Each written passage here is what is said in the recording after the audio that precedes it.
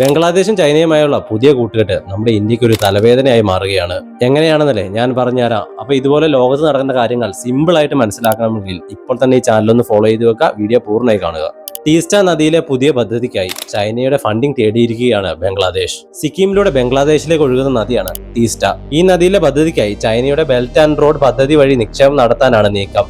India വർഷങ്ങളായി എതിർക്കുന്ന ഒരു കാര്യമാണിത്. ഇത് കേവലം ഒരു നദി പദ്ധതി മാത്രമല്ല, ബംഗ്ലാദേശിലെ റോഡുകൾ, പാലങ്ങൾ, വൈദ്യുത നിലയങ്ങൾ എന്തിന് സൈനിക മേഖലയിൽ പോലും ചൈന ഇതിനോടകം വലിയ നിക്ഷേപം നടത്തി കഴിഞ്ഞു. ഇത് പിന്നീട് ശ്രീലങ്കയെ പോലെ ബംഗ്ലാദേശിനെയും ഒരു കടക്കണിയിൽ വീഴ്ത്തുമോ എന്ന് ഇന്ത്യക്ക് പേടിയുണ്ട്. ഇന്ത്യയെ സംബന്ധിച്ചിടത്തോളം ഏറ്റവും നിർണായകമായ ഇടമാണ് ചിക്കൻ നെക്ക് എന്ന് വിളിക്കുന്ന സിലിഗുരി കോറിഡോർ. ഇന്ത്യയുടെ നോർത്ത് ഈസ്റ്റേൺ സംസ്ഥാനങ്ങളെ ബാക്കി ഇന്ത്യയുമായി ബന്ധിപ്പിക്കുന്ന ഒരു ഇടുങ്ങിയ പാതയാണിത്. ബംഗ്ലാദേശിൽ ചൈനീസ് സ്വാധീനം കൂടുന്നത് ഈ പാതയ്ക്ക് വലിയൊരു ഭീഷണിയാണ്. ഇത് വെറും ഒരു വികസന പ്രവർത്തനം മാത്രമല്ല, മറിച്ച് ഇന്ത്യയെ പ്രതിരോധിക്കാൻ ചൈന നടത്തുന്ന ഒരു ജിയോ പൊളിറ്റിക്കൽ തന്ത്രമാണ്. എന്താണ് നിങ്ങളുടെ അഭിപ്രായം? കമന്റ് ചെയ്യുക. See you on the next video.